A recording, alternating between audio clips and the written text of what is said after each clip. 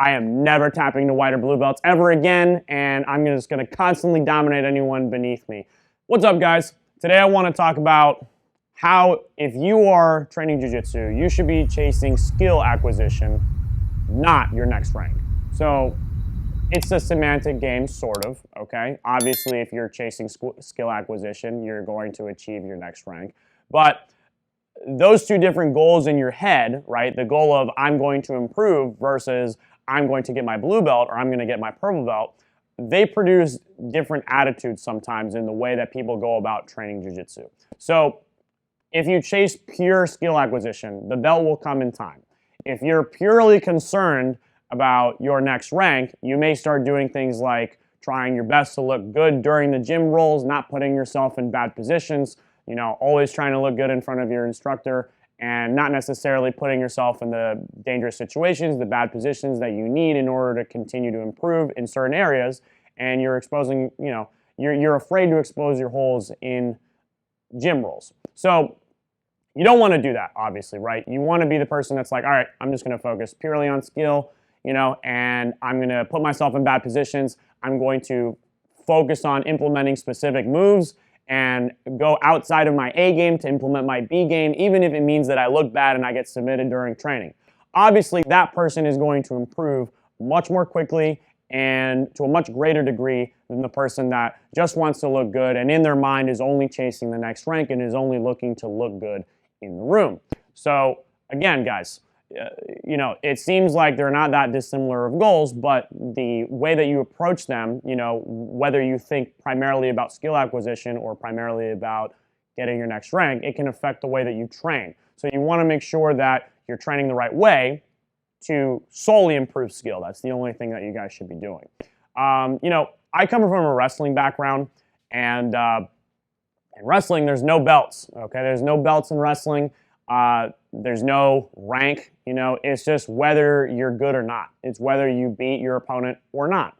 So that is how I approach jiu-jitsu. It's like, look, the Ruotolo twins, when they were blue belts, they were crushing brown and black belts that have been training for a long time, just absolutely destroying them. Who cares, right? Obviously, they're better than the brown or black belts that they were competing against. Who cares that they're a blue belt? So, and I like that there's younger people coming up that are just, destroying the old generation. It means that our art is advancing and we're getting, we're getting more technical, more strategic. It's always going to a higher level every generation. And that's great to see, and that's what competitors especially should be pursuing. Look, if you're a purple belt tapping black belts, that's way better than being a black belt that gets constantly tapped by purple belts, right? You don't want to just have a black belt and, solely for the sake of that title of being a black belt, right? You actually want to be a good black belt.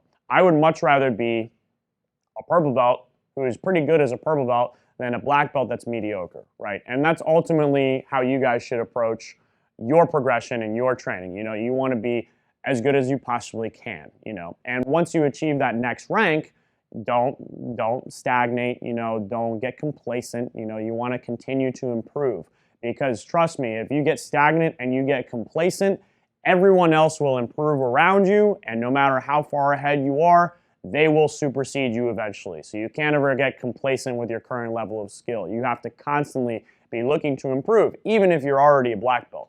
The other thing I'll say is, look, getting promoted early is probably one of the worst things that can happen in your jiu-jitsu journey, because it's very dissuading to get your next rank and feel like you didn't deserve it. And maybe you didn't, maybe you're still getting crushed by people underneath you, but most of the time when coaches promote, they believe that you deserve your next rank, especially if they're purely meritocratic in the way that they promote, right? If they do time-based promotions, or that you occasionally notice that they promote someone because they feel bad for them, because they've been training a long time. Okay, in that case, maybe you should question your rank a little bit. Not that it matters. You should still try your best to improve, and ultimately, who cares? It's all about getting better. But if you know your coach is a pure merit-based promotion guy, then you know your rank is legit, right? Even if you feel like, damn, I just got my purple belt and, I got submitted by 2 blue belts in class today, or whatever. Look, who cares? Yes, you're going to get submitted by lower ranks if you get promoted. That's still going to happen, okay? Yeah, as a purple, it's not like the moment you get your purple belt, all of a sudden you're like, I am never tapping to white or blue belts ever again, and I'm just going to constantly dominate anyone beneath me. That's not how it works. You're still going to get submitted by blue belts. You might still even get submitted by white belts, if you get put in a bad position and they get lucky. So, don't have that attitude about it. But yeah, getting promoted early, it can mess with people's heads. If they feel like they didn't deserve it, if they feel like because of that they have imposter syndrome, that can affect their training going forward. So when I promote, I make it extremely obvious that they deserve their rank. There's no question, and that mentally, I believe, helps my students greatly. And I think as instructors, you should try to be strict with your promotions. It's much better to be strict than be a little lax with the way that you do things. But again, ultimately, I come from a wrestling background, so, my thought on it is like, look, belt ranks don't really matter that much. It matters whether you can beat the person in front of you, especially if you're talking about competition, right? If you're talking about competition, rank is completely irrelevant. Okay, there's blue belts that tap black belts. Happens a lot more now than it did 10 years ago, because you've got these people that have been training since they were like 6, 7-year-old kids. And now they're 16, 17, and they're crushing the competitive scene. That's just the way it works, guys. And I love to see it. It means we're all progressing a lot more in each new generation. Like, the skill just keeps increasing. So the other thing I'll say is, look, if you dedicate your time purely to skill acquisition, you're going to get your belt anyway, and you will feel much more confident in your own ability to improve and in your own skill level than if you do things to look good in training and, maybe try to ask your instructor for a promotion. Please don't do that. I joke with my students when they do that. I was like, all right, that's another 6 months before you get promoted, like whatever it was before, I add another 6 months. I don't really do that, But, the point is, look, would you rather get a promotion because you asked your instructor for it, or because you tried your best to look good in training? Or would you rather get one because you honestly deserved it, right? I think almost everybody would rather get one because they honestly deserve it. So that's the attitude that you should have when you're pursuing your next rank, when you're pursuing skill. And ultimately, look, guys, I hope you guys are in this for the long haul, because it takes a long time, right? Average from white to black, it's said to be like 10 years.